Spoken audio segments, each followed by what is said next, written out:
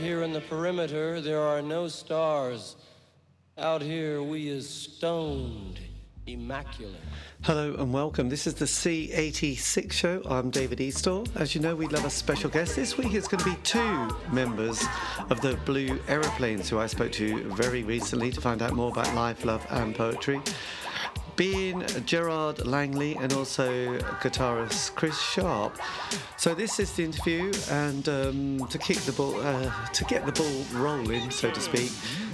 Yes, Gerard is the one who speaks first, talking about his musical influences, and then obviously, hopefully, you'll be able to tell the difference between the two voices. Anyway, Gerard, tell us about your early musical influences now.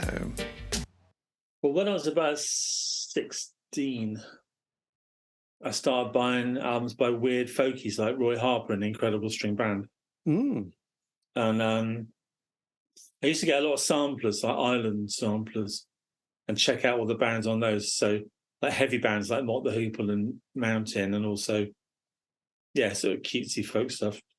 All kinds of weird things, really. Yes. And I got into underground as well, and a lot of Lou Reed stuff during the 70s. Right, that was quite brave, Berlin. So with the Incredible String Band, did you love The Hangman's Beautiful Daughter? That's the million-dollar question here. That was a bit early for me, so I only came in around their island stuff. So I think the second album I ever bought was the Incredible String Band, called Liquid Acrobat as Regards the Air. Right, wrong. It's a lot to take in at 16. It's a lot to digest, actually. And did you get into other bands like Comus and those other interesting experimental folk bands? No. It's quite amazing. I got into like the Fairport people, like Sandy Denny and Richard Thompson and stuff. Got into that. Yes. And did your parents, did they have any kind of musical influence on you at all? Did they steer you in any direction? No, my mum liked classical music and Gilbert and Sullivan, and my dad liked brass band music. Right, that's good. That's good. You didn't have any older brothers or sisters who influenced you at all? I've got a slightly younger brother, and he was buying things around the same time. So, yeah, we'd sort of pick up on. Yes. Interesting. He's a drummer in the band, in the Aeroplanes. Yes, John, there you go. Keep it in the family. Yes, and Chris, what was your kind of musical moment? Because are you a bit younger than us? Yeah, I'm sort of born late 67, so I was sort of in my early teens, in the sort of early to mid 80s. Right. And this sounds a bit like, I don't know, it's a bit odd, but one of my first gigs was the Blue Aeroplanes when I was about 16, 17, in Bristol. And yes. I became a massive fan and just went to, probably seen the band 25 times, like between like the mid 80s and the early 90s. And then through fate ended up joining as a bass player. Yes, that's true. Which is kind of a weird. The worst thing about being the Blue Aeroplanes is I don't get to go to any gigs anymore. No, this is true. Go down the front, jumping up and down. So were you an indie kid during that period? Did the sort of 80s kind of indie scene sort of capture your imagination?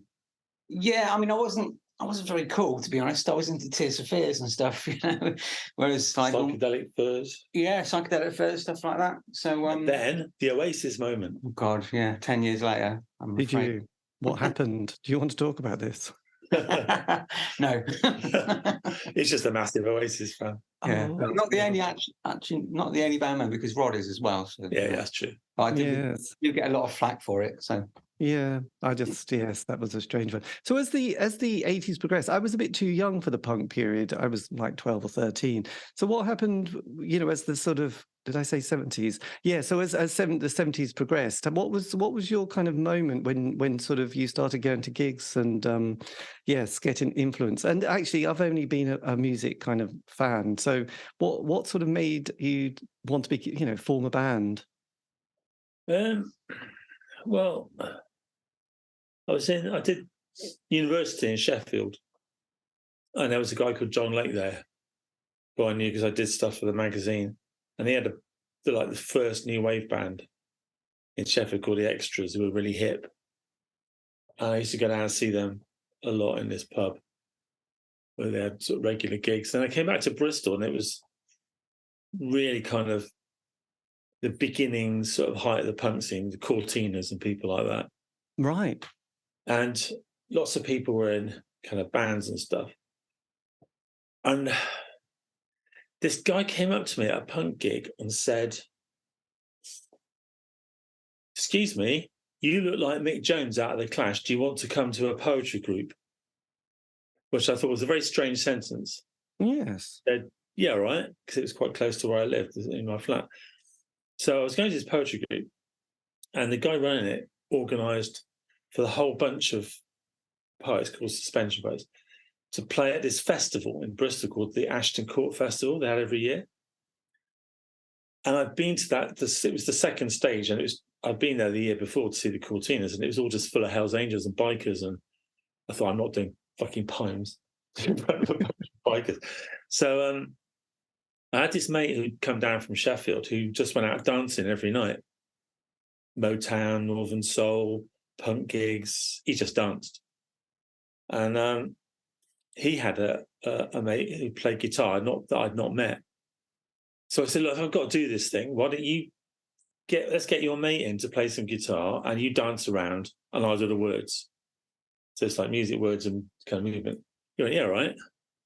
So we did that as a one-off, and then 2 different bands came up to us afterwards and said, "That was really good. Do you want to support us next weekend?" So I thought, yeah, right.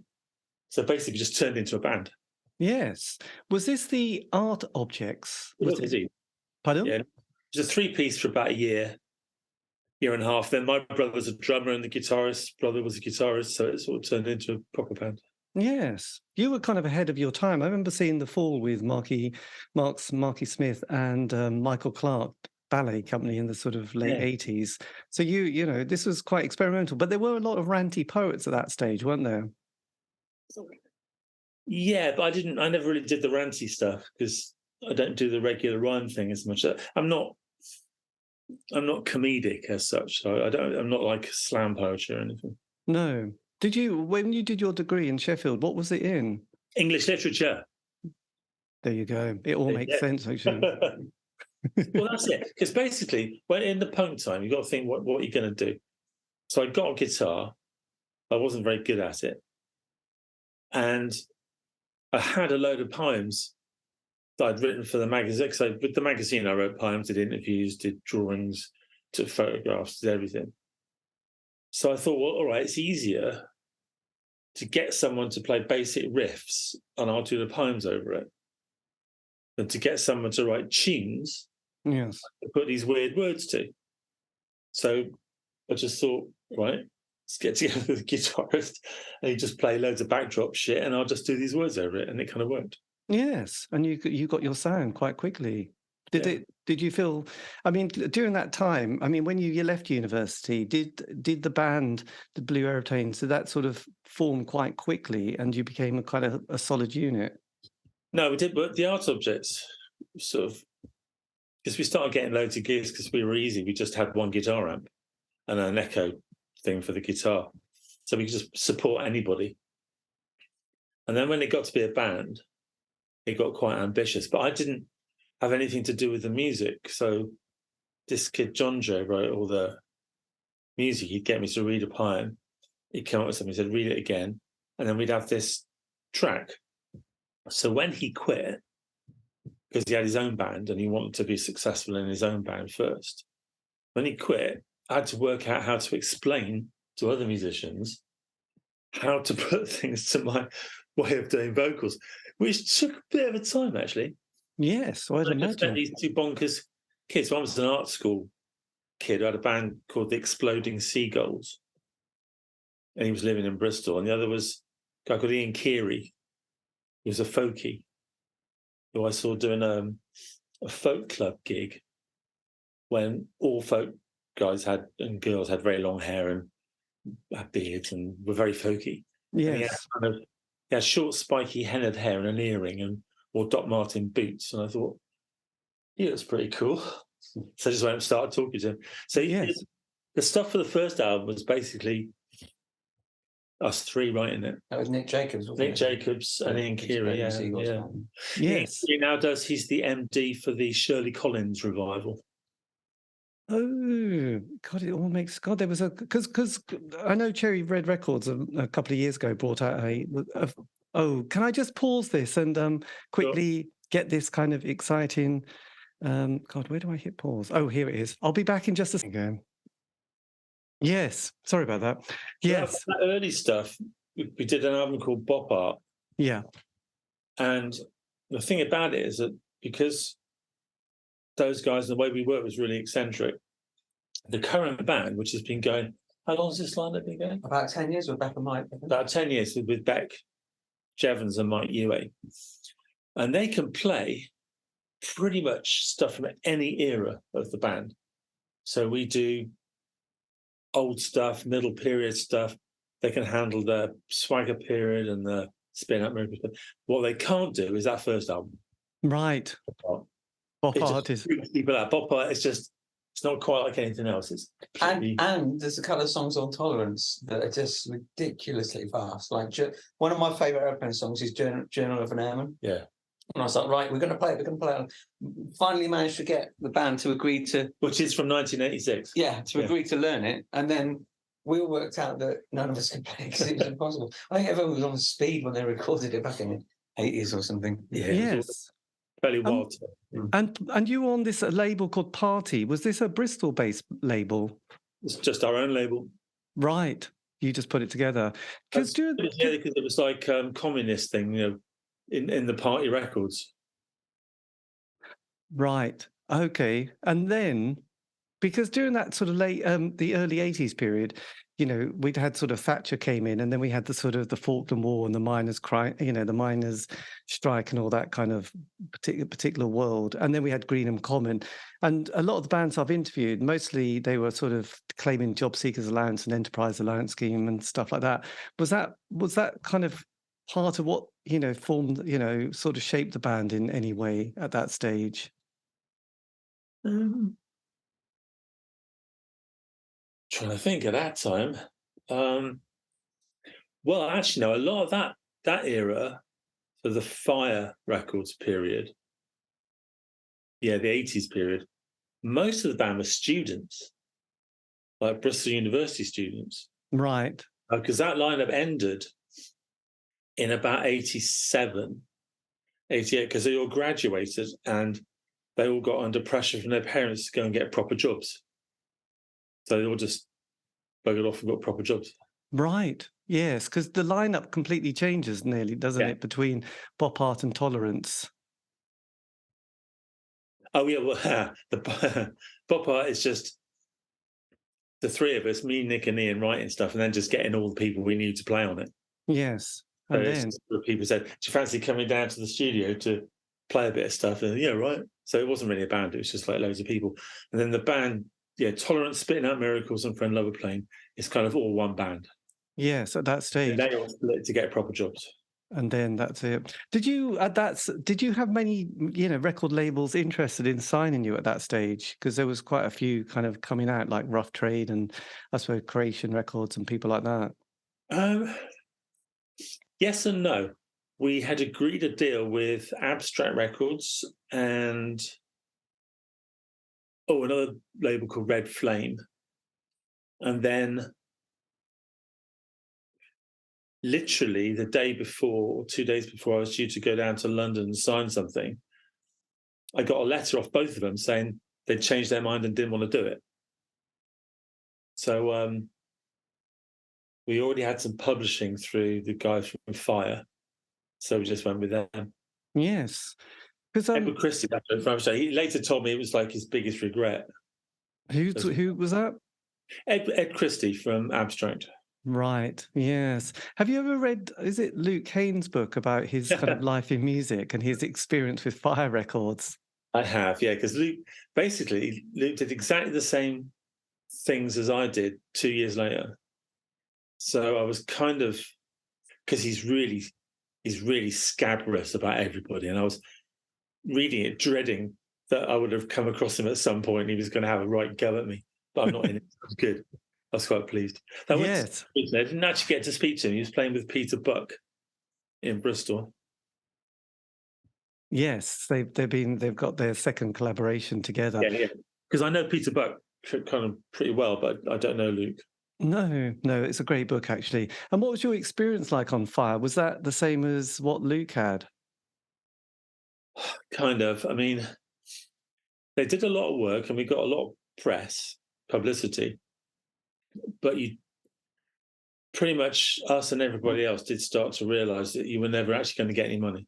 Right, there you go. Because there's been another book out recently about, is it Some Bizarre Records that somebody's done?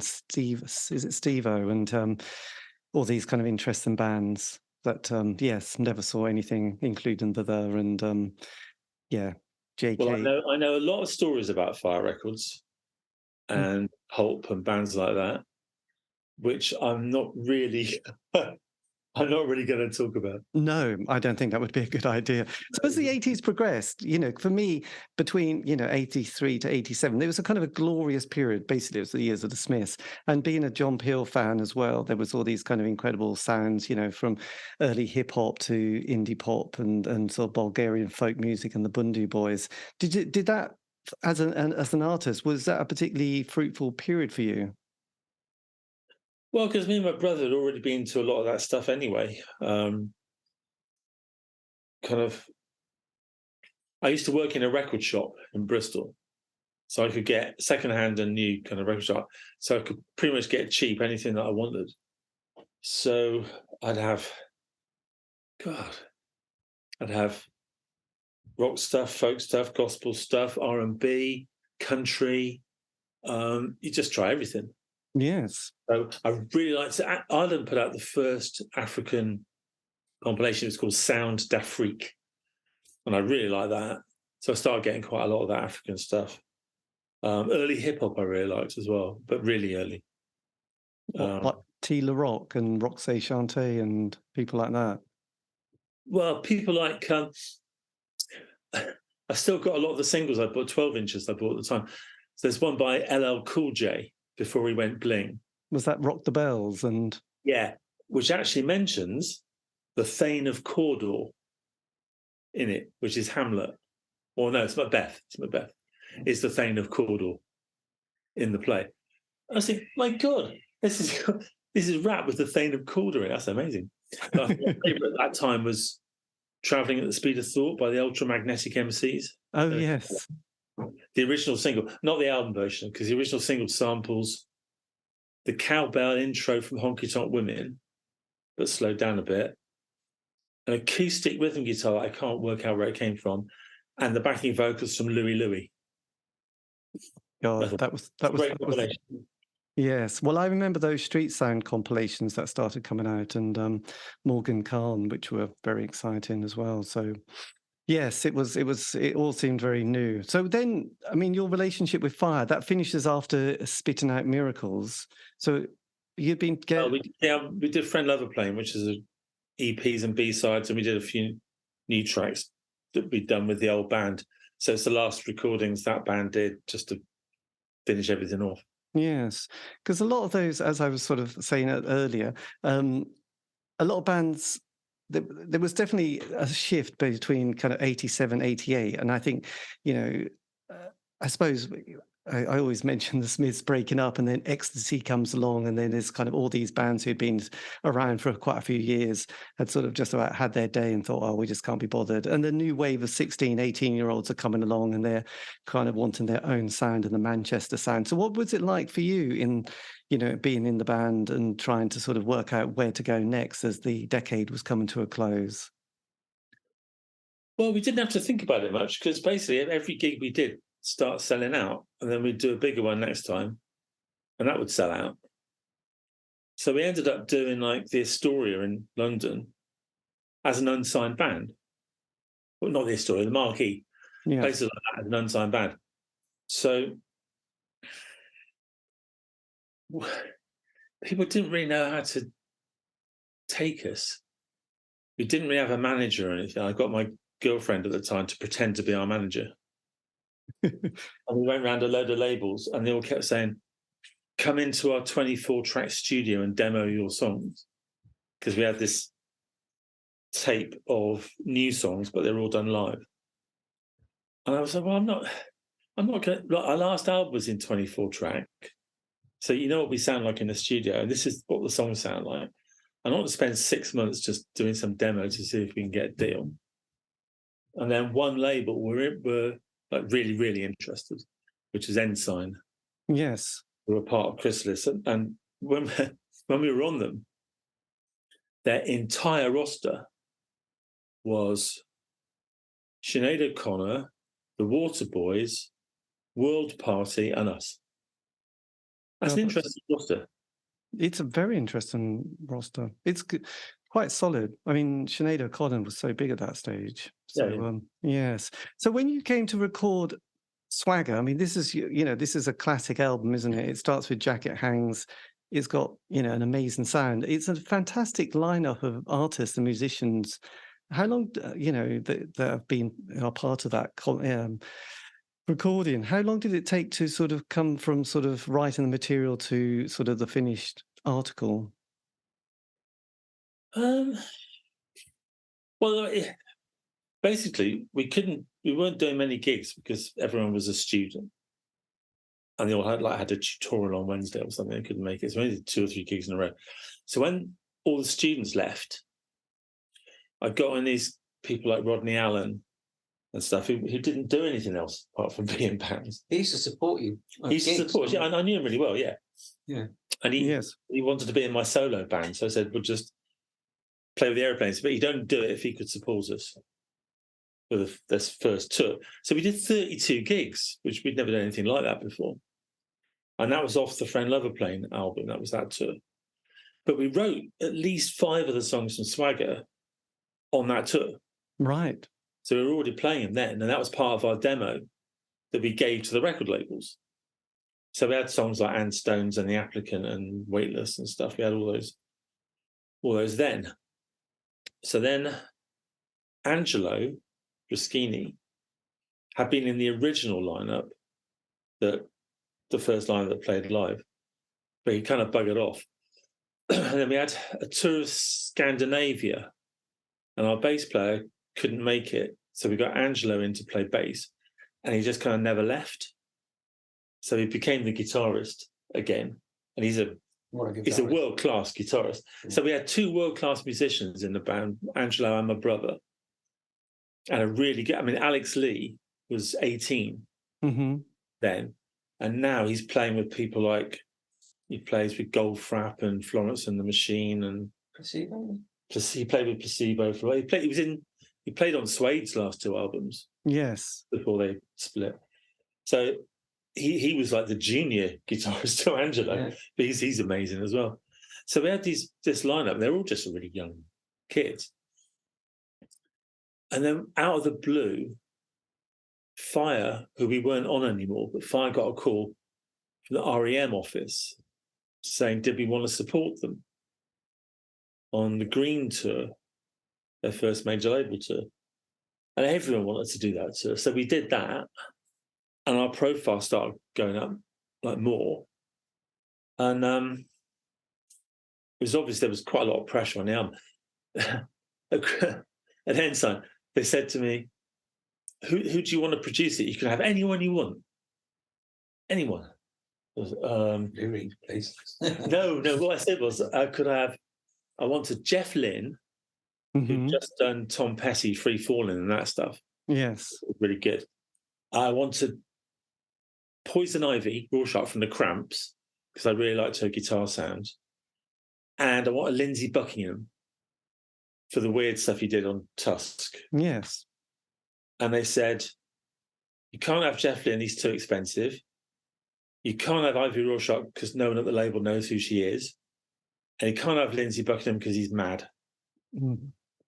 So you're having Gil Norton. So I said, who's Gil Norton? He said he did the last Echo and the Bunnymen album. He did the Triffids, Born Sounded Devotion, which I really liked. And he did the Pixies, Doolittle. Yes. I thought, yeah, right, okay. He'll do, yeah, that's all right. Excellent. It was him that did Swagger. And then where did you record the album? A place called Genetic, which was started by Martin Russian, who did all the Human League stuff. Right. It was like a residential country place. So you have all your meals there and you live in these houses and stuff. Yes, a bit like Rockfields. That sort of thing, yeah. That sort of thing. So when a track like Jacket Hangs, how does a track like that develop? Kind of, lyrically, musically, where does the sort of how does this all come together? Well, I had the poem written first, pretty much, and then we were rehearsing in these rehearsal rooms at Real World in Bath, Peter Gabriel's place, and Ange just bought a new 12-string guitar, which is a handmade one by a guy called Gordon Smith. And he just bought it. And quite often, when people have just bought something, they just come up with something like kind of amazing. So the Pop Group were a Bristol band, and I knew the bass player quite well. And he left, and he formed Pig Bag, and he had bought a trumpet. And the first thing he ever played on a trumpet was that. It was just still football grounds and everything. It was just the first thing he played on it. So Ange came and said, "I just bought this guitar. I've just done this riff." So he played the riff from Jacket Hangs, and we all just went, "Okay, that's the start of the album." And then I thought, the start of the poem, Jacket Hangs, what's the start? Pick a card. Pick a card, any card, wrong, would really work. And worked out where the drums would come in and stuff. And that was it. Gil Norton's suggestion, which was really good, was that the riff was so good because we originally had it just as the intro. And he said, bring it back after every chorus. Yes. To start each verse with it. Yeah, that's a good idea. That. Proper producer. Yeah. It is musically perfection, isn't it? Did you? I mean, you mentioned the Triffids and Born Sandy Devotional. Were you quite influenced by that album? Because there was the Long Lonely Road, I think, and Chicken Killer and tracks like that. There was his delivery had a certain sort of punch to it. Were you quite inspired with that sound? I don't know, not in terms of delivery, because I'd already pretty much was doing what I'm doing quite early, but I really liked it.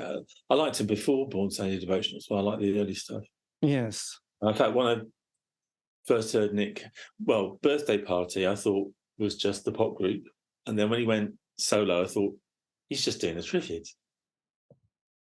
Yes. So, dear old Nick. Bit of a strange one, really. But then, so how do you sort of, because as the 90s progressed, then you've sort of got the pressure of another album sort of quite closely. Oh, just going back, actually, you have an amazing lineup of people, don't you, on Swagger, including people like Claire on saxophone and Nigel on hurdy-gurdy. Were you just kind of, was this a kind of were you in a kind of a massive creative flow at this stage? I'm not sure if flow is the right word. Yeah, I knew Claire. I can't remember. I meet Claire. Because she was in the Bell Stars and played with David Bowie at Live Aid. Yeah, but she's playing in the straight jazz quartet when I met her. I can't remember how I met her now. She'd already done something. I did a weird session of Louis McNeese's Autumn Journal, which I'd done in '88, just after FriendLoverPlane. And she played on that. So I said, do you want to come down and play on this? And of course, it's because it's a major label, you get paid proper MU rates and stuff. Yes. And she ended up sort of playing 4 lines of the saxophone at the end of Anti-British, so she got paid 4 times.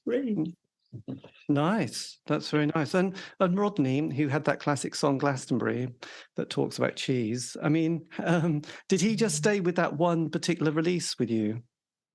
No. Rod was on Swagger, Beat Songs, Life Model, quite a lot of rough music. Then he played quite a lot of gigs kind of as one-offs during the time when I wasn't doing that much. And then he rejoined the band about 2 years ago. Right. So he's back in the... Yeah, but there's a song that I co-wrote with him on the new album called 2020. Right. Okay. Because I think, was Dave Newton also in the band at one stage? But our managers also managed the Mighty Lemon Drops. So when we had to do some gigs, and for various reasons, some of the members of the band couldn't make it, a couple were pretty ill, basically. He suggested Dave Chirpy Newton and the bass player Marcus Right. to play with them. So we did a couple of tours with them, and they're both on some of the tracks on an album called Rough Music. Oh, There's a track called Up in a Down World, which is on, which album's that on? I think No, it's on Altitude. Yeah. Altitude. Yeah. Dave wrote A that. bit later. Dave wrote the riff for that. Oh, and he wrote a sort of pop tune that was a single called Sugared Almond, which turns out to be really difficult to play because the band all Chris, you tell him. Oh. Well, I mean, I'm a bass player. I wouldn't call myself accomplished, but I can get by. But there are a couple of songs where I definitely don't want to play them live because it would take me about 3 weeks to learn it. And Sugared Almond's one of them. Yeah, it sounds like a pop song, but it's got loads of really weird little bits in it and section changes and little jumps and stuff. Well, if you play it, you want to play it properly. You don't want to find a shortcut to make it sound almost as good. We have played it. Yeah, I think Mike played bass on it. Everyone can play it. Yeah. Yeah, it's tricky. Yeah, I mean, I really liked Dave. I saw Dave again. We did South by Southwest a few years ago. Yes, I did an interview with him. Yeah, I saw him down there. And Yeah. I just could remember him mentioning the Blue Aeroplanes and having a moment with the band. And Yeah. there you go. So when you came to do the DVD that came out, which is of a gig of ours at the Town and Country Club, now the Forum, and Dave and Marcus are playing that one. So Is that the Bad Men Rising video? Yeah. And it's got a Jazz Butcher at the end as well. Oh, not the Jazz Pat. That's so sad. I was due to. He was playing in Bristol, Pat, at a place called the Thunderbolt. I said I'll go down because Pat used to. Him and his then girlfriend used to get on really well with me and my then girlfriend, and used to stay at our place quite a lot in Bristol when he was playing anywhere near. So I thought I'll go down, and I said to Rod, "Do you want to go down?" So yeah. And then the promoter phoned me up saying that he literally just died that night. So that was the gig he was supposed to be doing. Yes. Yeah, it's quite a shock. It turned into a bit of a Patfish tribute night, which is quite fun. We dedicated a song to him at the gig. Didn't he write a song with Rob? Yeah, well, I co-wrote one with Pat called Whatever Happened to Our Golden Birds. Right. It's on Rough Music. Right. Which we did recently and said like, "Hi, Pat." Yeah. Blimey, that was something. So then, as the 90s started to progress, and you came up with beat songs, we'd had the whole Nevermind experience, and then sort of the grunge world. So how were you sort of trying to then navigate the next decade, kind of musically, with especially? That was a very particular period. So we weren't particularly hip in this country. So, for example, we never did a John Peel session. In America, the record company there were really into us, and Chrysalis, because Ensign was part of Chrysalis. So in America, we were on Chrysalis, and it was a big label. People like Billy Idol and stuff like that, and we were doing really well on college radio and live. But we hadn't got any of the commercial stations that play like alternative music, so REM music. There's about 30 of them. And then suddenly I did Your Own World. And we were on all but one of these big commercial stations. So in LA, we were getting played every hour on 3 different radio stations, like big ones, as well as college. So, I don't know if you know, but at that time, the charts in America were based on radio play. Mm-hmm. until it gets to about number 15 or something when it comes into sales. Now, we had our first headline tour, because we've done a couple of joint tours. First headline tour coming up. And me and Angela went over to America and spent a whole week doing publicity for the tour coming up. And we had literally hundreds of ID calls and hey, this is Gerard from Blue Aeroplanes. You're listening to KWFC, and this sort of stuff. If you're playing Milwaukee and you're all over the radio, your gig's going to do good. Mm-hmm. You're doing pretty good anyway. If your gig's done well, they'll carry on playing on the radio another 3 months. So you've pretty much got 6 months guaranteed airplay. So you have got a top 30 hit. That's it. It's not even anything to do with sales. If you start selling, then yes, you go up into the 20 and the 15 and up. Yes. We had a hit. In the 5 weeks before me and Angela going over and doing all this press and the start of the tour, the owner of Chrysalis, Chris Wright, decided to sell his company to EMI. He'd also bought a company called SBK, about the same size, and decided to make everyone from Chrysalis and everyone from SBK, in effect, audition for their jobs against the person from the other company. Mm. A process that was going to take 3, 4, 5 months.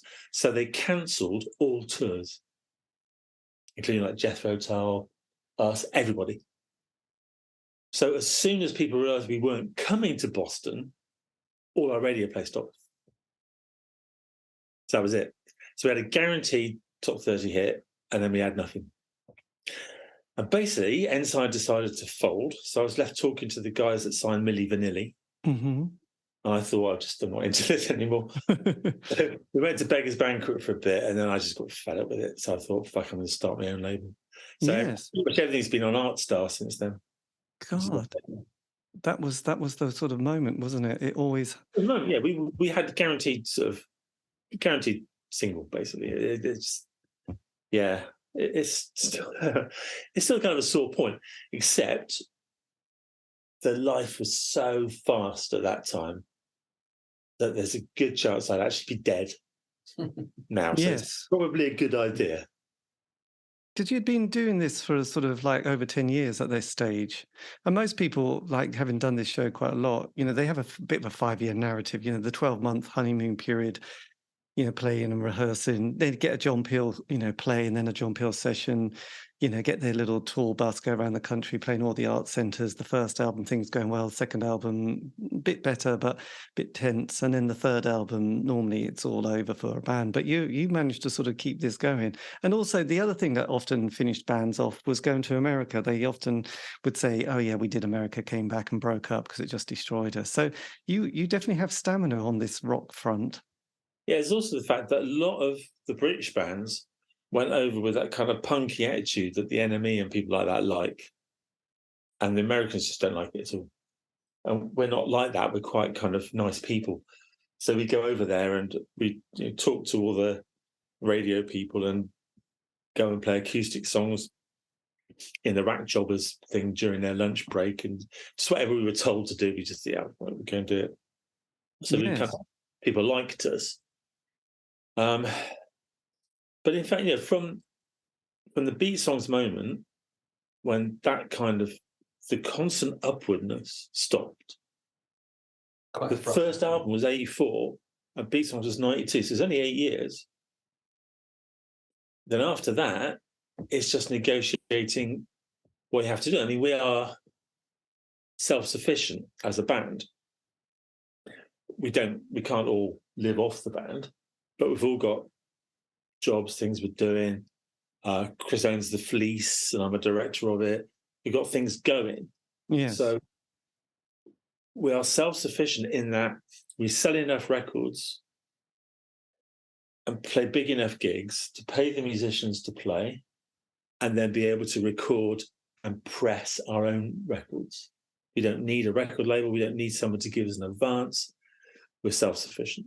Yes, absolutely. But when you did Life Model, this is again an incredibly complex kind of album with a fantastic lineup of musicians. So you were definitely still had the creative vision at this stage, even though you Beggars Banquet, and Beggars Banquet was a strange label because they're very goth. no, they had all kinds of stuff. The problem with Beggars Banquet was that because I'd been burned by the EMI thing at the end of Chrysalis, they agreed to let us go, but they wouldn't actually sign off on it for 2.5 years. So Life Model came out 2.5 years later than it should have done, really. Yes. Which pissed me off. So I wouldn't sign a long-term deal. Beggars didn't really talk about it, but apparently there was a big meeting after, because Life Model sold quite well, better than they expected. And there was a big meeting, which I only found out about later, saying we can only really afford to have one big band. So it's the Aeroplanes or the Charlatans. Which shall we do? And the vote was for the Charlatans, who then promptly left to go to Warner Brothers. So that was the bad move from their point. So they kind of didn't do any work on the second album, which was Rough Music. Yes. Which I thought, nah, I'm not having this thing. Because labels don't tell you anything. You find out later by people talking to you. And didn't you know that? No, I didn't know that. No one told me that. So as we never really had proper managers, you don't find out anything because they only talk to managers. Yes. So I just thought, I'm better off doing it myself. Yeah. And but on Life Model, you had Paul on drum, didn't you? He's on beat songs. He's on beat songs as well. How did he sort of come part of the band at that stage? Well, we did a tour of some of America and Canada with the Jazz Butcher. So we did a lot of dates with them. And it wound up in LA. And the record label wanted us to work with this producer called Larry Hirsch. So they'd arranged like a week in a rehearsal set of rooms to audition this producer, Larry Hirsch. But my brother, because we'd done a lot of touring, my brother was getting a bit frazzled. And he decided he didn't like Los Angeles. So he said, if you even think about recording in Los Angeles, I'm leaving. Well, I said, well, just stay for a week. We're thinking about it. But he just went home. He's got a flight the next morning. But Paul Mulroney, with the Jazz Butcher, had a girlfriend in LA. So he was still there. And he got on really well with Rod and Alex. So they were all still hanging out. And he said he'd been by the side of the stage watching my brother play every single gig on that tour. So pretty much, he says, okay, just give us a hand, stick you around in LA for a bit, and give us a hand with this new producer, just play for the week. And he was really good, because he's a great drummer, Paul Mulroney. So he just stayed. Yes. My God, that's amazing. But then when you did is it Rough Music? And this gets incredibly good reviews, doesn't it, at this stage? You know, the band is starting to really, get some traction here. I don't really remember, to be honest. I was a bit frazzled at that time. We did a rather weird European tour where Beggars hadn't really done any promotion. So at the end of that tour, I just thought, no. So it may well have got loads of really good reviews. I don't really know, to be honest. Yes. Andy Shepherd plays on Secret Destination. Yeah. And the album version, though not the single version of Sugar Almond, plays as well. That's because a few years before, he'd done an interview for the sort of Time Out of Bristol called Venue, which I'd read, and they'd said to him, do you fancy sort of, getting a bigger band together? And he said, nah. If I was ever going to play with any band, it would be the Blue Aeroplanes. I went, really? So about 4 years later, I just met him in a pub and said, hey, Andy, you said you play with the Blue Aeroplanes. He went, yes. In the studio next week, do you want to come down? So we did it a bit like the band improvised the whole song. So it's just one take. And then we said to Andy, right, no listening to it, just start playing. So he improv'd over their improv. And what it sounds a bit like,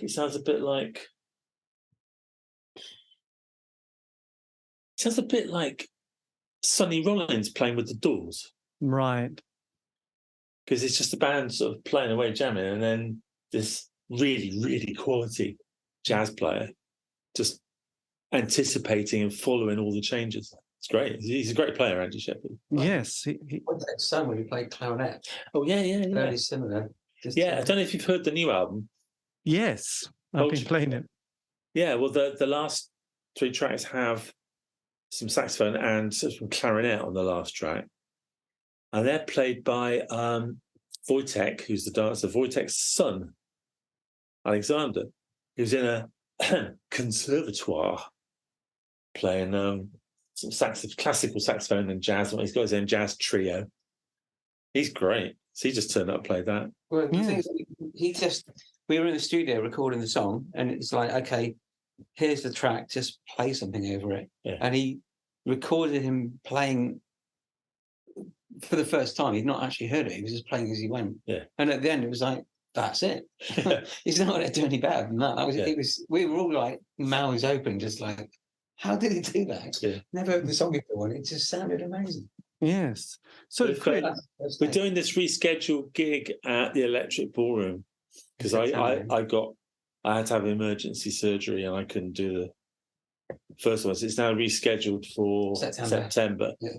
And Alexander might be playing the saxophone and clarinet on that. So on the London show. Come on down. So, Chris, at this stage, the mid-90s, this is your glory period of Britpop, wasn't it? And Oasis. Were you just diving into those Shine compilations and getting excited by, Sleeper and Blur? Well, I was actually living in London. I've spent all my life as a pub singer doing gigs for a living. So from around sort of 87, I started playing in pubs in Bristol. Then I moved to London and did it for a few years. And then I just got a band together in London.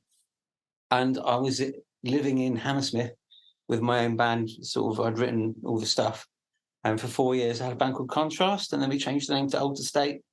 So I was literally living in London all during the peak of Britpop. So it was quite heady days, really. Yes. It was cocaine and champagne, wasn't it? Did you were you sort of these were the John Major years. Were you kind of surfing the zeitgeist at this stage?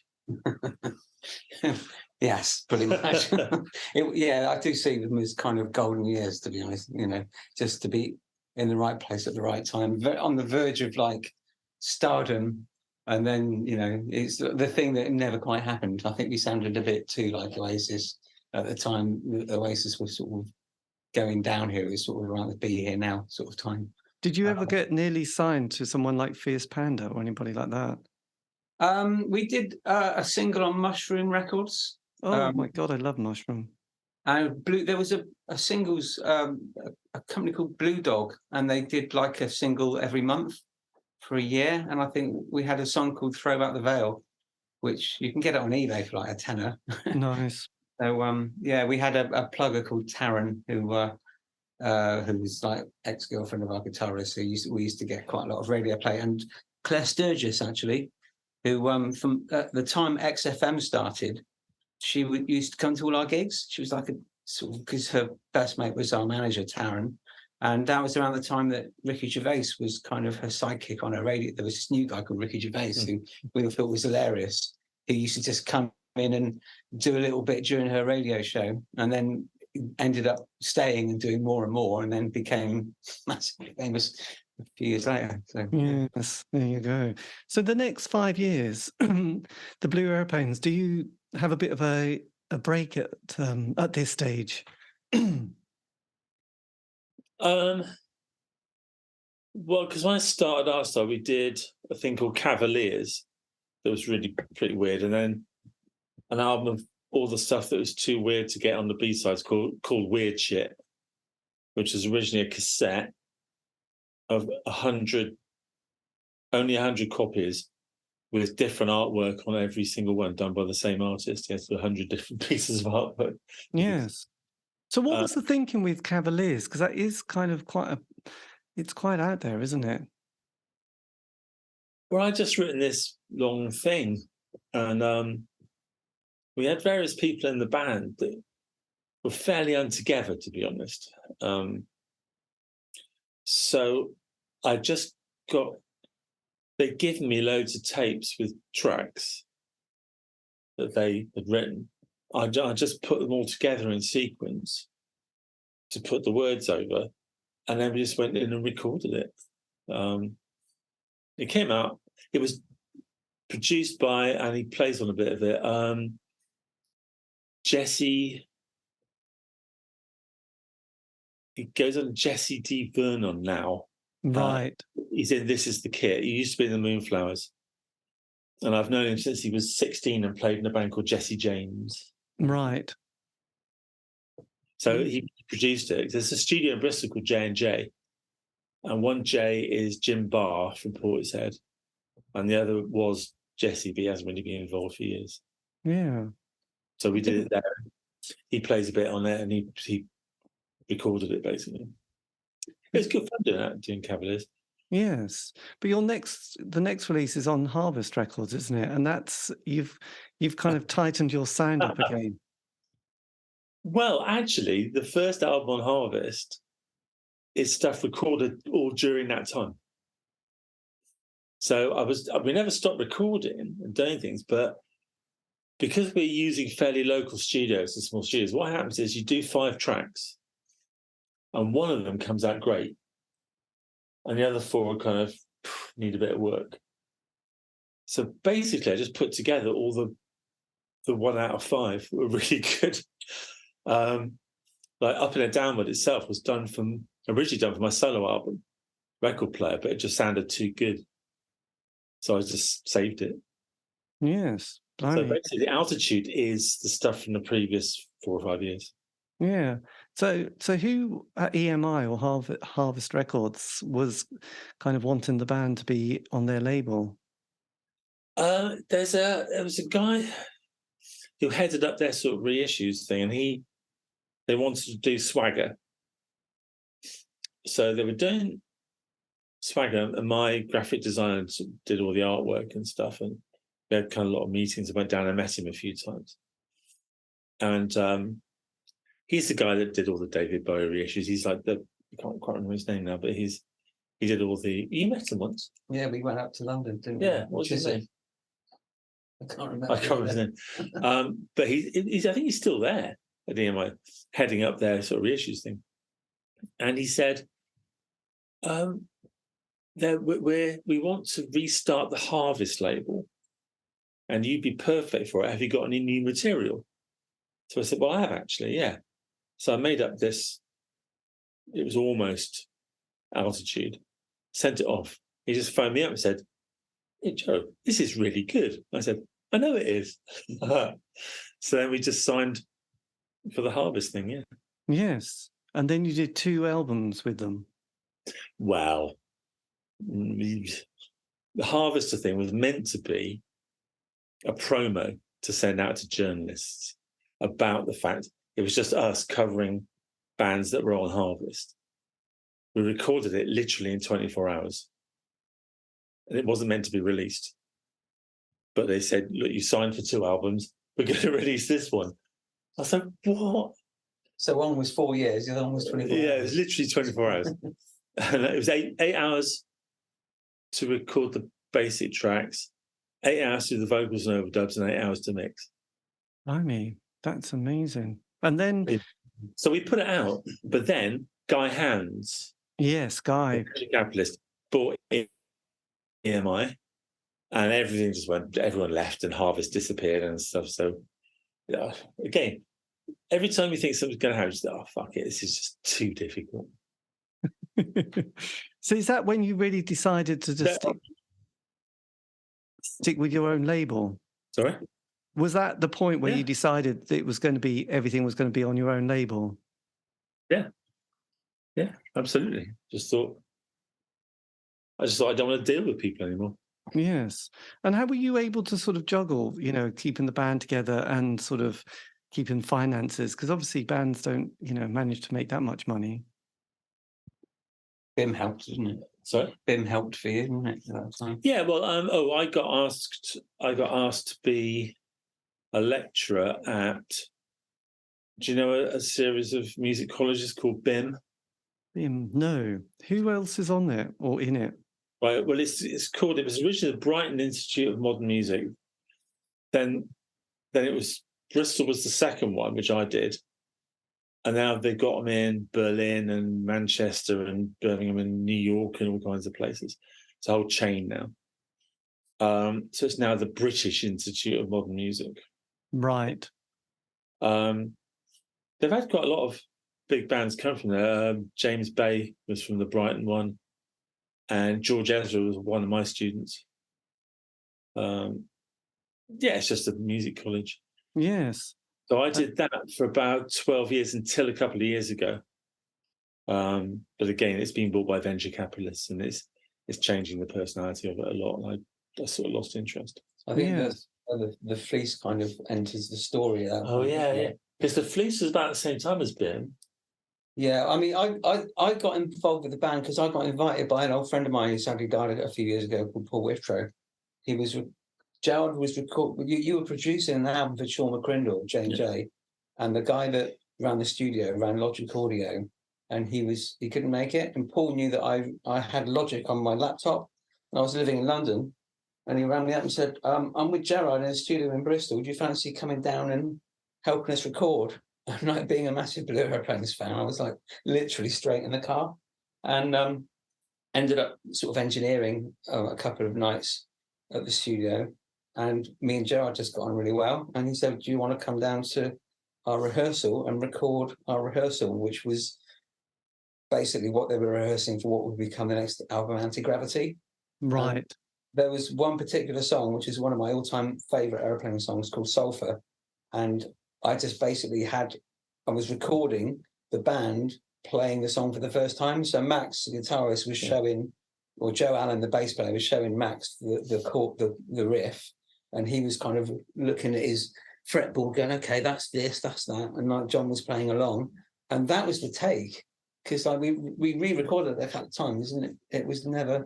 Yeah, I kind of lied to the band, because if they knew they were being recorded, they wouldn't have. They thought it was just a rehearsal, and it was just like a mini disc recording or something. Right. They didn't realise they were being recorded in multi-track. Otherwise, they'd have tightened up and not been so free. Yeah, and then Joe left, and then the bass player position was available. And Max said, "Go on, Chris, you can play bass." So I went along and managed to blag my way into the band. Then we went to Texas for South by Southwest, and the sound engineer that the band took was the sound engineer at the Fleece. And I was sat on the plane with him, and he was telling me how badly the Fleece was run, and it was losing hundreds of thousands a year, and it's been on sale for a year, And I was like, "Oh, really?" I was like, well, someone should buy it. He said, well, no one wants it. So when I got back to Bristol, went down the estate agents and said, I'm interested in buying the Fleece, just kind of almost for a laugh. I thought they just laughed me out of the room. And they were like, yeah, come in and sit down. So suddenly I had this possibility, and I needed advice. And Gerard obviously, knows the Bristol music scene better than anyone. And we just spent 4 hours sat in the Windmill pub in Windmill Hill, with him telling me why not and why I shouldn't do it. It's like, okay, you have to remember this can happen, that can happen. And basically he spent 4 hours talking me out of it. And as he left, he looked back and he went, however, if you get it right, it's a goldmine. It's like, you just told me I shouldn't do it. And as he left, gone with a little wink, but, Yeah. And then, 9 months later, after loads of negotiations and stuff, ended up getting the Fleece for £1. But it was run by these architects who'd sort of set the whole thing up. Yeah. And we had a meeting with them, and they turned down loads of people. They turned down quite big bids, because it was originally like 30 grand or something. and people had bid for it, but they were turning it into an all bar one or something like that. They didn't. They wanted it to be what it had been, what it should be. I just wanted to get back to how good it was in the 80s. And we went to have a meeting with them, and Alex Lee, who was in the band, his dad was an architect who knew all the guys. Yeah. So I was like, one of my guitarists, this Richard Lee. So I'm like, Richard Lee? Wow. So we instantly sort of getting on. It all just happened really quick. Yes, the Fleece. I mean, do you, because the Bristol has a kind of a history of kind of interest in kind of indie bands, doesn't it? Including the Subway organisation, and is it Martin Whitehead? Is there a bit of a community, a supportive community in Bristol? Definitely, I think that certainly from the venues point of view, all the music venues stick together. We're all mates. I know Matt that runs the Exchange and Mig from the Louis. We, it's not competitive like we're trying to steal each other's bands. It's more kind of cooperative in that, we've sold out. We could sell another 200 tickets. Should we upgrade to your venue? Or this gig's struggling a bit, maybe we should downgrade it to your venue. So it's like we're all mates, and certainly from the venue end of it, there's a real cooperative community spirit. Well, I've always known a lot of musicians. I mean, not everyone. So I knew Martin Whitehead. I didn't really know the Subway kids that organised it, but Rocker, who was the drummer. Oh yes, Rocker. Yeah, I knew Rocker really well, and we were going somewhere. Me and my girlfriend were in the back of Rocker's car, and he was saying, "We've just formed this band, but we haven't got a name." And my girlfriend said, "Well, who's in the band?" She said, this girl who's my flatmate, and then there's this flatmate, and then there's that. So she said, "Call yourself the Flatmate." He went, "Oh yeah." So it's just in the back of a car. Excellent. So when did you take over the Fleece, Chris? It was May the 25th, 2010. So it's endowed in my brain. Yeah. It's also my nan's birthday, so it was. It would be 13 years ago next week. My God, that must be it's been an amazing journey, hasn't it? And the thing is, we did a launch because I joined the Aeroplanes actually not just as someone recording the band, but as the bass player. My first gig was November 2008 at Dingwalls. Then we went to Texas, and then literally within 2 years we got the Fleece, and so we decided to. 3 months after we got the venue, we'd had a chance to shake it down a bit and tart it up a bit. We decided to have a launch night, which was on the 2nd of October in 2010 with the Blue Aeroplanes, which I still see one of the greatest nights of my life because I'm in my favourite band playing in my own venue.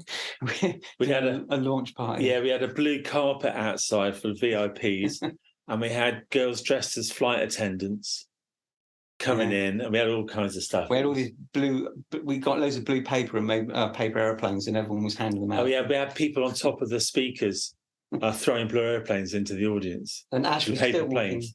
Oh yeah, and we had a friend of mine who's a stilt walker as well, going in and out of the crowd. It was really good. That was a great night. Yeah. That was really, amazing. That is fantastic. But then, because you've got a new album that's just come out, haven't you, Culture Gun? But before that, because it's happened to me as well. You got sort of hit with the cancer moment, didn't you? Which must have been horrendously frightening as well.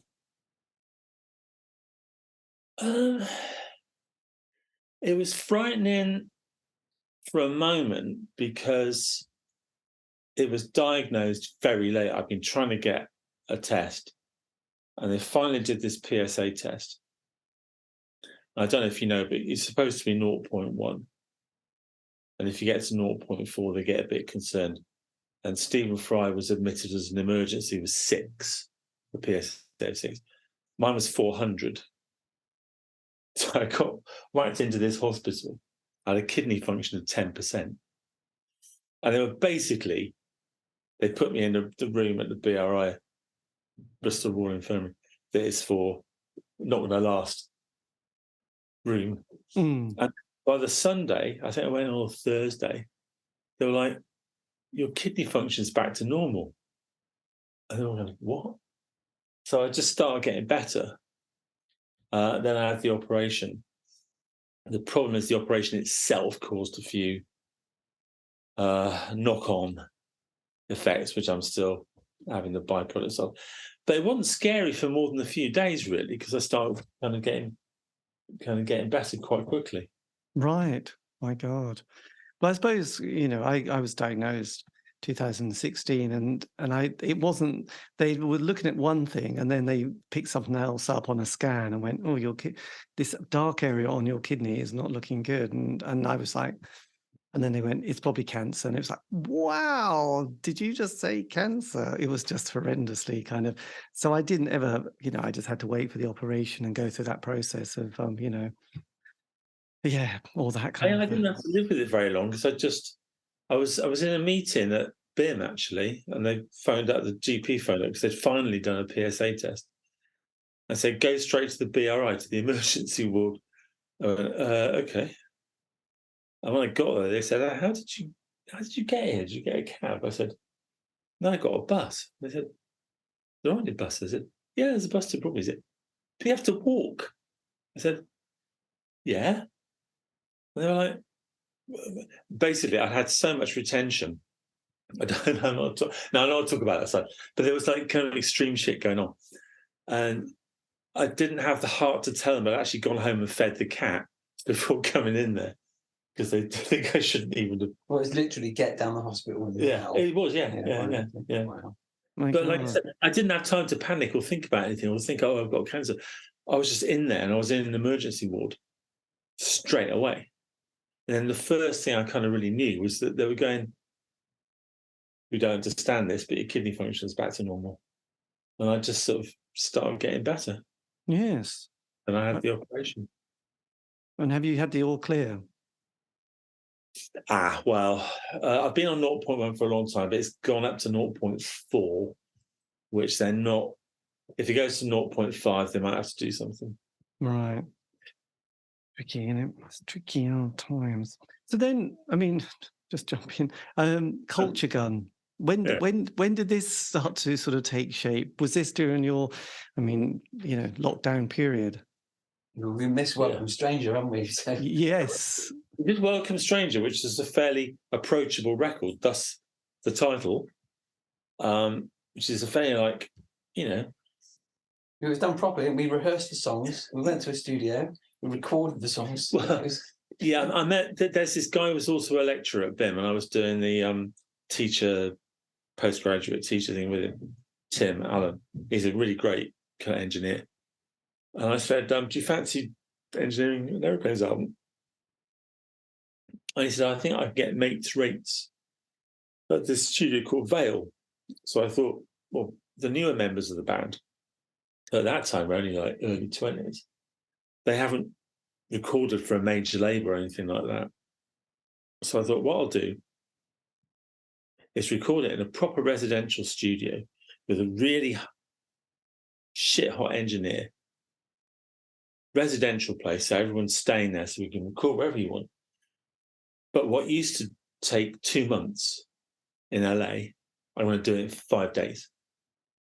So we just had to rehearse the shit out of everything, arrange it, get it really tight. We got in there, we had no more than 3 takes of anything, because once it's peaked, everyone wants to do another one. But nah, you've already got it. So we did that, and we did the whole album basically recorded live. Then we did a few overdub sessions back in Bristol, and that was it. Right. It's recorded to major label standard. We just did it really quickly. What he's not telling you is that none of us had heard any of the words of this. so we've rehearsed the shit out of this music. We know all the bars and all the counts and everything. And so we put all the tracks down, and then Gerard comes in to do the vocals, and we are hearing the vocals of these songs for the first time as they've been recorded. And there's a song called Poetland, and when you're talking about dropping the kids on a bridge, dropping concrete off fucking kids and the fucking and me and Beck are just crying with laughter because we thought the lyrics were so funny, and we just heard it for the first time as it's been recorded. It's quite Because I knew what I was going to do, so I'd say, no, that's too long. Chop four bars off that, and then we'll change there, because I knew what I was going to do. Right. But no one else did. Blimey. And then did that album. We had a really, really good PR company, and we got press everywhere. Yeah. Who was doing your PR? A company called Prescription. They were quite small then, but now, because they did a really great job. But it's sort of got about, so they got the Idols and people like that, and they're much bigger. Yeah, we went up to Cambridge, didn't we, to meet? Yeah, we went to the pub. Yeah. Because the year before that, you played at this. Was it the Stuart Lee curated this event, didn't he, at Prestanton?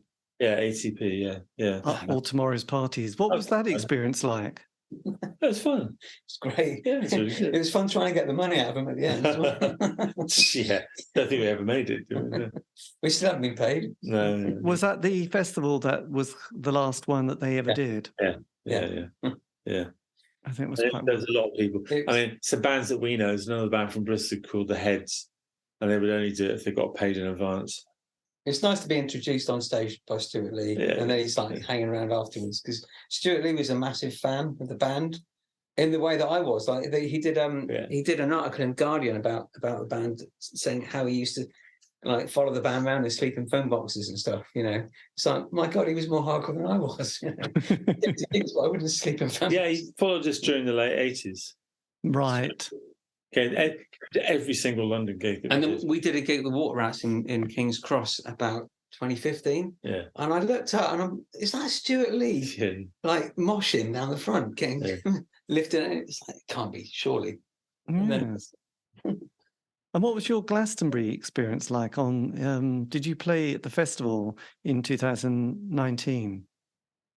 Played Glastonbury loads of times. We played it a lot of times in the '80s, and then we played the main stage in '92. Which is Angela's last gig, actually. Right. Before we buggered off. So, we played Glastonbury loads of times because it was so local. Yes. But the last one was... 2019. Yeah, 2019. Avalon stage. We spent the whole journey down listening to the cricket. Cause you know the World Cup, when we won the World Cup. Yes. And we fight. It was I think it was like one of the group matches against India. Yeah. And we were listening to that all the way down. It's like, instead of worrying about getting the gear on a stage, it's like, have we got the wicket?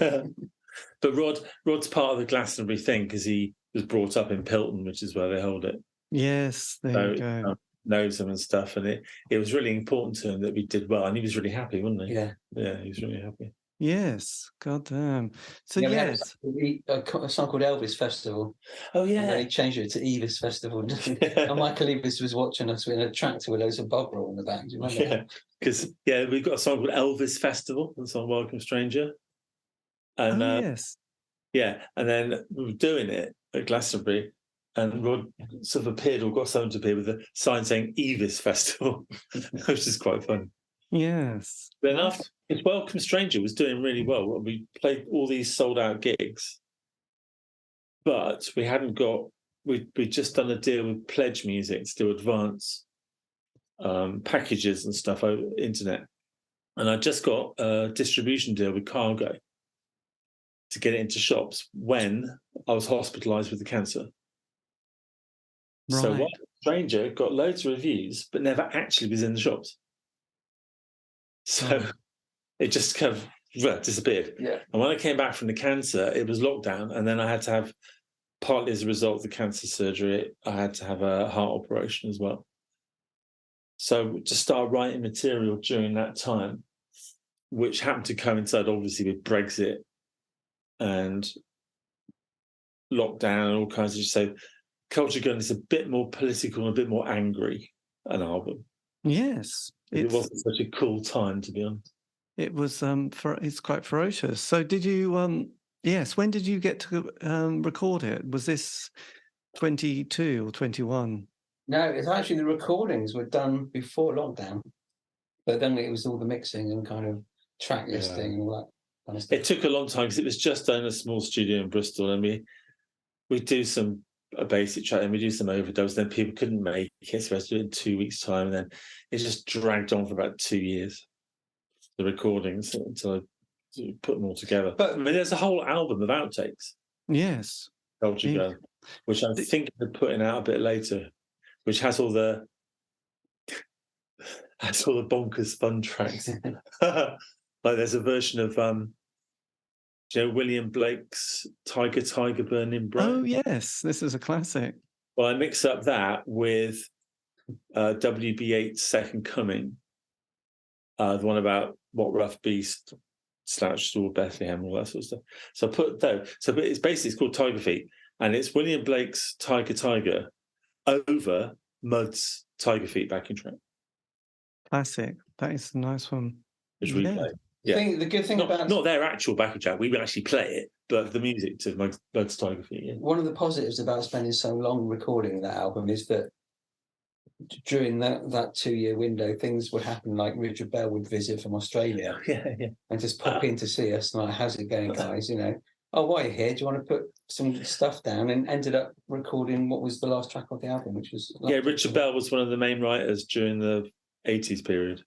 Right. So he wrote a lot of he wrote Spitting Out Miracles. He wrote Spitting Out Miracles, and a lot of stuff.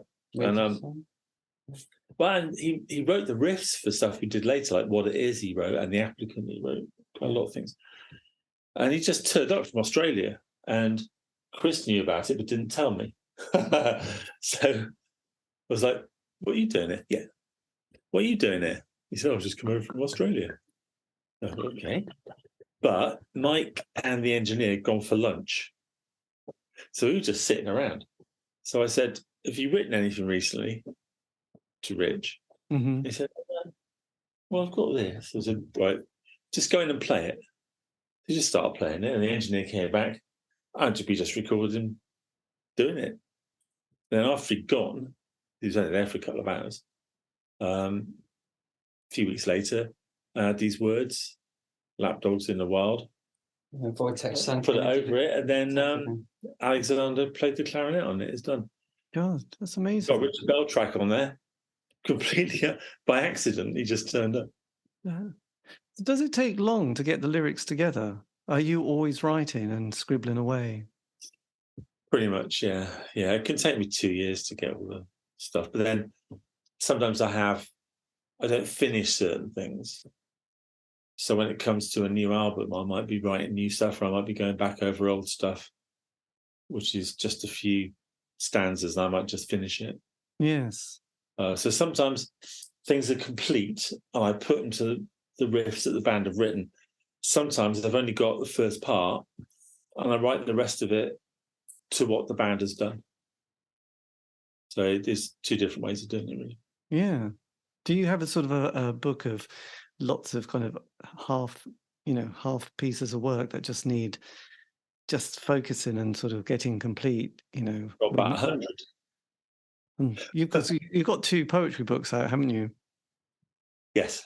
Yeah. Just basically 2 selected. So it's pretty much the collected now. Yes. Volumes of the selected ones. Yeah. What's it like sort of performing any of your early material? Is that quite strange at times? Well, I don't really do. I leave the art object stuff alone completely, because I just think that's juvenilia. I don't really like it. But I pretty much like all the aeroplane stuff. Yeah, so action painting we do quite a lot. There's always a big debate every year, because we play the Fleece every year in December, and it's like, what are we going to do this year's gig? And everyone's like, I'd love to play that song because we haven't done that one before. And then you end up with a big pot of suggestions. Yeah, so we'll just pick a track of Tolerance, like 30 Love, and the band learn it, and then they'll go, that's one of my favourite tracks. So oddly enough, the band themselves, this lineup, are quite big fans of the older stuff. Right. I mean, they don't listen to it, they don't know it, but if you bring forward an old track, they just go, this is really good. Yeah. And you've got a couple of live dates. Have you got any other sort of plans to put more shows together before the end of the year? Depends on how I recover from the recent surgery. Right. So I'm hoping I'll be ready by September. So I couldn't do a gig now. Yeah, we had the 2 April dates, which was Glasgow and London, got moved to the end of September. And we always play the Fleece the first Friday of December, and we've got that date held. But obviously we want to wait and see how these September dates go. Yes.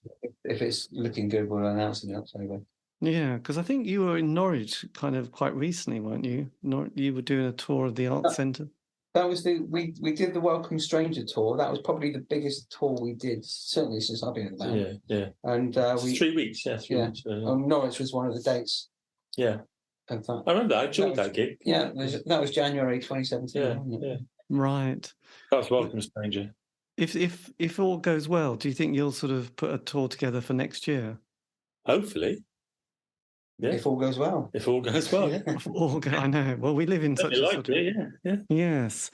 And do you, I mean, with this album, obviously it's kind of, it's still just out. Have you got material sort of all lined up for another album sort of towards the end of the year?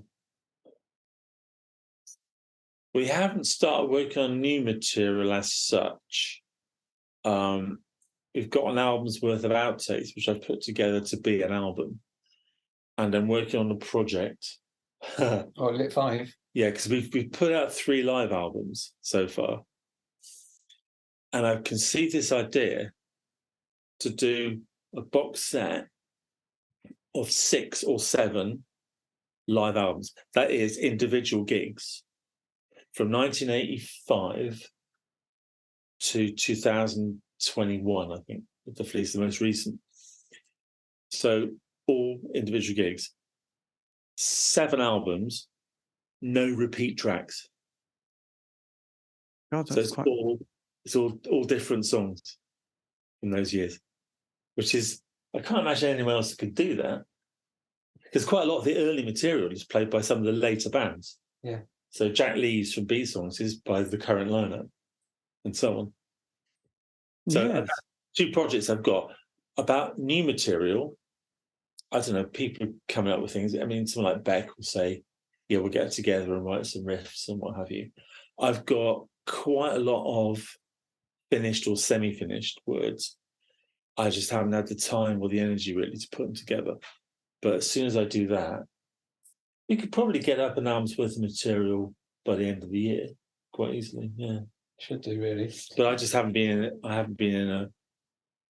You've had other things on your mind. I had other things on my mind. Yes. Yes, I can well imagine. Actually, do they have any?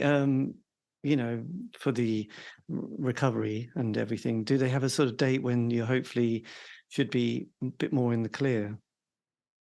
I've got set procedures I've got to do throughout June and July, probably into August. Once that's done, we'll have a lot clearer idea. Yes, and as has the band? Is it quite a solid lineup at the moment that you've got? I don't think anyone's thinking of leaving at the moment. I mean, part of the thing with the band from the very beginning, because the art objects, once the important people split, it was buggered, and they split up literally as the album came out. So we never even got a chance to promote the album with the band that was on it. So I thought, I'm not going to do that anymore. So I would often approach people who were in other bands and say, do you want to just come and write some material and what have you? And pretty much we never really rehearse unless we got a gig or some recording to do. So it's not that much effort for people. All they got to do is write some riffs, turn up in a rehearsal room every now and again, kick them around with the whole band till they sound good, and I put words on them. Yes. So it's not actually that difficult. So I mean, Beck Jevons, who's a big member of the current lineup, she has her own band called I Destroy, which is a three-piece all-girl punk band. And Mike does a lot of his own songwriting, and he's working on a second album. And it doesn't matter. People do all their own stuff. Because I hate that thing of rehearsing 3 times a week, whether you've got anything to do or not. You just end up over-arranging all the songs to make yourself not bored. It's definitely fits and starts. Nothing will happen for 3 months, and then we'll be rehearsing every Saturday for a month. Yeah. Yes. And then there's a gig, and there's like flurries of activity. Sometimes it gets crazy. Like when we had Glastonbury, and we just had the previous album out, and like quite a lot of things happen at the same time. And then it just goes quiet. Yeah. This is when you sit down and come up with a couple of riffs. So in general, people can do all their own stuff and be in the band. So I don't think anyone at the moment. We get on really well. We have social evenings, and everyone in the band, because me and my brother go way back. He's not always been in the Aeroplanes though, because he's also been in two other major label bands, Strange Love and a band called Witness, that was signed to Ireland. But we go like back to the beginning, and Wojtek's still there, who did the first Art Objects gig. And then we've got Beck and Mike, who go back, 10 years now? Yeah. And Chris, who goes back, 14. And then Rod, who's in the band lineup at the moment, it goes back to 1988. So it's all kind of... It's a family. It's the most stable lineup it's ever had, really. Yeah. If you look at the history of the band, to have the same 5-6 core members for 10 years. But it's always had a bit of a family or a gang vibe. Yes, I can see, I can feel that. A lot of previous musicians will come. In fact, we were going to do a set at the Fleece, and I got ill and I couldn't do it. So Rod said he would do a set of all his songs with the Aeroplanes. And you got Mike to play bass, and John played drums, and Alex Lee played all the guitar. Do you know what? That was a fantastic gig. Yeah. It was also the launch night of when we reopened after COVID. Right. It was originally the Blue Aeroplanes were going to do it, but then the government delayed the reopening of venues by a month, and it didn't work out for us. Yes. So I said to Rod, "Do you want to do it?" And so this Rodney Allen kind of melange of all of the songs that he'd done in the Aeroplanes. It was like a 40-minute set, and it was amazing. And it was like, because we just completely rebuilt the venue as well over lockdown. Yeah. We had a new PA, a new bar, a new stage. Literally, we pulled the entire venue out and rebuilt it. And the first band to play on that new stage with the new video screens and the new lights and the new sound system was Rod. And like to watch Rod play those Aeroplane songs on that stage on that with night, John and with Alex Lee. Yeah, with that lineup. We played on a lot of the originals. It was quite a night. It was amazing. So Yeah. Alex is really big now, plays with those really big people, but he was really happy to do it. There's a sort of... I mean, Angelo has played a couple of the recent gigs as well. Yeah. Because he's not playing with Massive Attack anymore. Mm-hmm. I don't know if you know that Angelo went to Massive Attack from the Aeroplanes. Yes, I'd seen that he was he plays on Teardrop and all that sort of stuff. And but he's not playing with them anymore because he had a couple of health issues as well. So we did the Harbourside Festival in Bristol last year, which is a really big event. And he came on and played 3 or 4 songs. But it just has a sort of weird family gang vibe, doesn't it? Actually, Angelo's mixed a couple of the songs on the new album. Oh yeah, Angelo mixed pretty much half Half of it. Half of Culture Gun, actually. And he wrote Hips Like Cigarettes, the main The opening track, yeah, it's an Angelo riff. Right. Yeah, it's all, but it's, we used to have this saying, once an aeroplane, always an aeroplane. And it kind of you never really do you? Because you'll always get dragged back in at one point. Is it the case that, you know, with age, you sort of, the band has become even more important as a sort of community and family support?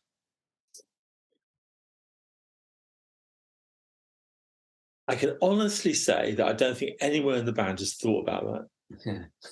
Yeah. We just think about rehearsals and writing some and how to get the sleeve done, and you know who's going to press it up and that sort of, yeah. Despite our age, there's not many band members that have kids. Right. No, it's only a couple. Yeah. I don't. You don't. John doesn't. Mike doesn't. In fact, only Wojtek actually. Rod. Of course, Rod. Yeah, Rod Wojtek do. But you know, Beck and Mike are only just 30. Yeah. They've been in it for 10 years.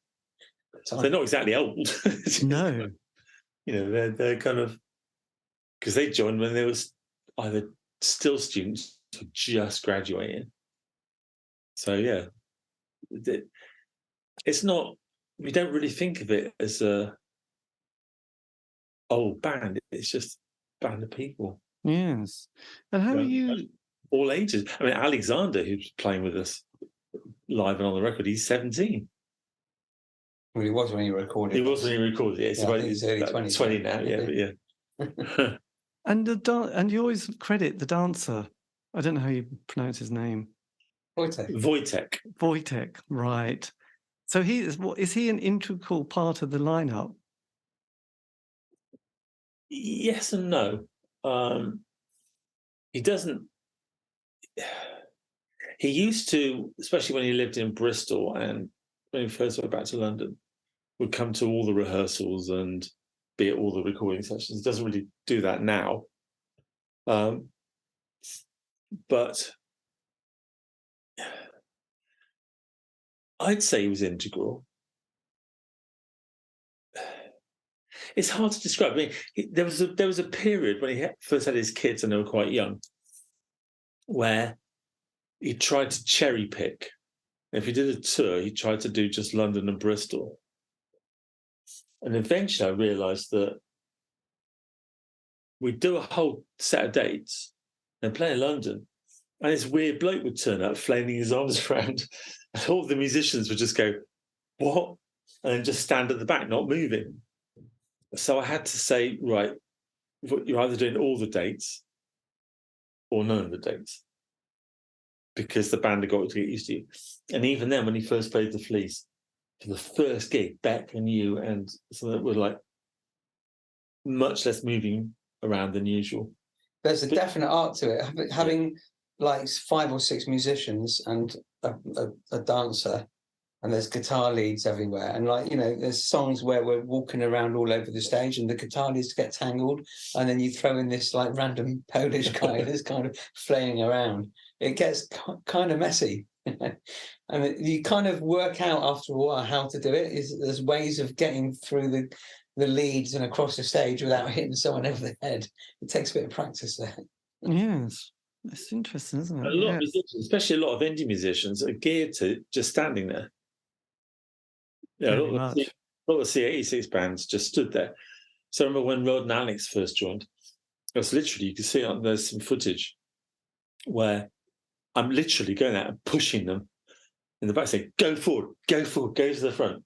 And then they come back and say, go forward. So it's all about constant movement. In the early days, when we start playing in London, we were like third on the bill in some terrible pub and you wouldn't get a sound check.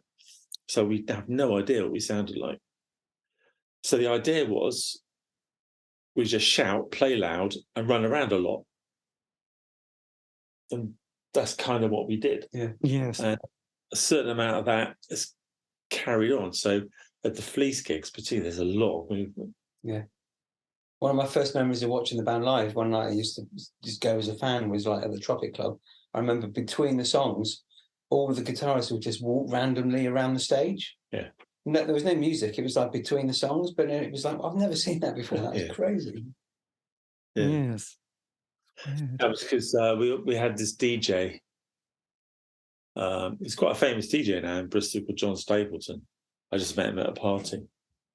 And it was before people had DJs.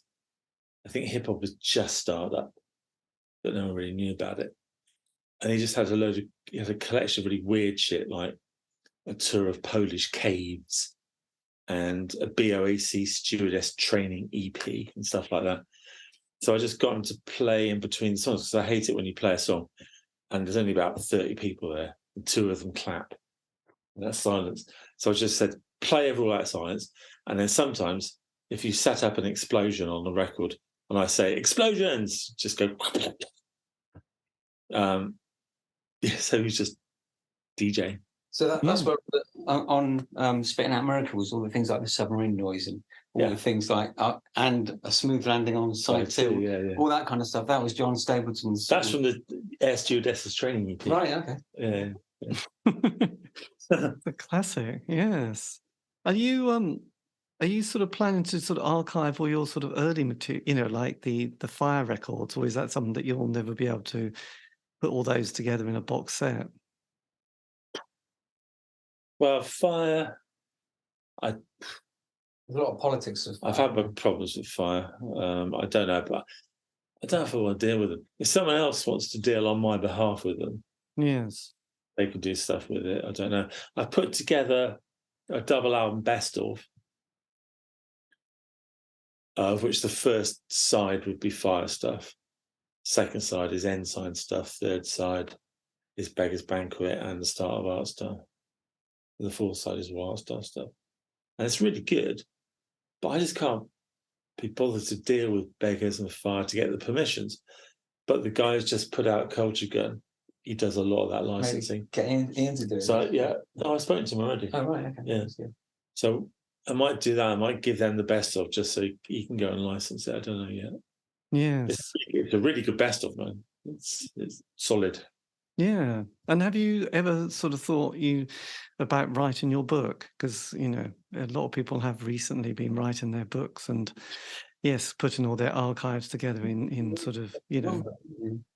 Yeah, I'm not quite sure what tone to take. I don't know. Unfortunately, I lost it.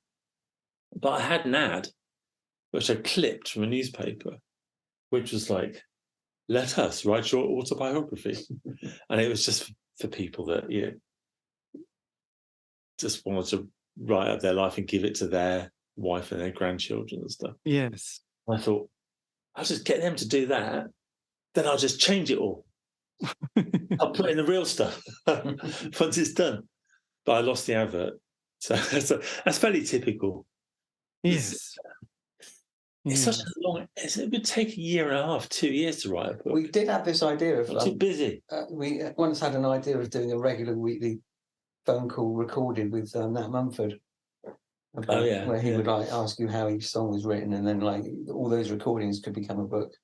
Yeah, but it's too much effort. Yeah. He can't be asked to do it, and I can't be asked to make him do it. So, yes, yeah, maybe at some point. I mean, I don't know. I mean, if you could have whispered something to your like 16-year-old self starting out, is there anything in particular you would have just told them, even if that person would have ignored you? Ooh, I don't know. I think I was fairly set on doing what I wanted to do even then. Yeah, don't let anyone tell you not to do what you want to do. Kind of. Yeah, I mean, that's what I'd say. Yeah, I got set on the path of. I remember at school, I did a history essay, and this guy gave me a B, and he said, I would have given you an A+, except you spelt this word wrong. And I thought, I don't know, I'm really good at spelling and reading. It looks right to me. So I looked it up in the dictionary, and you can spell it both ways. Right. Look it in, I took the dictionary and it said, my way is perfectly correct. And he said, yeah, okay, yeah, I agree with that. I said, so can I have an A? And he went, no. So I thought, that's it, fuck you. I don't care. So I just played football at school after that. And then, yeah. Yes. It's got to be done. Someone called me an iconoclast early on. Did they? This game, yeah. This is a long time ago. It's the beginning of the Aeroplanes. I didn't know what it meant at the time, but I do now. And it's kind of self-educated and deciding your own path, and learning everything that you want to and not really caring about what other people tell you to learn. So I think, yeah, I am an iconoclast. Yes, there you go. And Chris, what's your sort of, you've got the Fleece and you've got the band. Is there anything else you've got sort of lined up? There's always something in the pipeline. Yeah. Taking care of his Jaguar. Oh, God, yeah. I've got 2 Belgian Shepherd dogs as well, so you know, life is never dull. Put it that way. No, Jesus. But yeah, there is a plan to potentially take on some other floors in the building that we currently occupy. But I don't want to tempt fate by saying that's going to happen yet. But we're very close to getting something that will mean that the Fleece is not just on one level. Put it that way. Yes. Well, yes, you never want to jinx these things. Yeah. Well, look, thank you ever so much. This has been amazing. And yes, thank you for your time. It's all been amazing. And yes, I've been loving the latest album. I'll have to go back and listen to some of the earlier ones now. So what do you do now? Do you edit this or do you just put it out straight? So mostly, I put most of it out straight because it's always people love listening to these things. They go, "Wow, that was amazing! I didn't know that about the band." So most of it does go out straight. Actually, I have to confess. There you go. So, but yes, Shouldn't have sworn. that's fine. That's That's a bleep. fine. Yeah. No, that'll be good. But thank you again for your time. This has been fantastic, and yes, it's been brilliant to hear your story. So and two for the price of one, which is fantastic. But look, thank you again for this, and look, best of luck for all your building business and health. Yeah. It should be good. But anyway, thanks again. Okay. Take care. Thanks, Chris. Thanks. All right. Bye-bye. Bye-bye. And that, dear listener, is the end of the interview. A massive thank you to Gerard and also Chris from the Blue Aeroplanes. I will put a link in there in the notes below with their website address. This has been the C86 show, David Eastaugh. If you want to contact me, you can on any of the social media platform sites. And also, all these interviews have been archived on Spotify, iTunes, Podbean. Have a great week. Stay safe.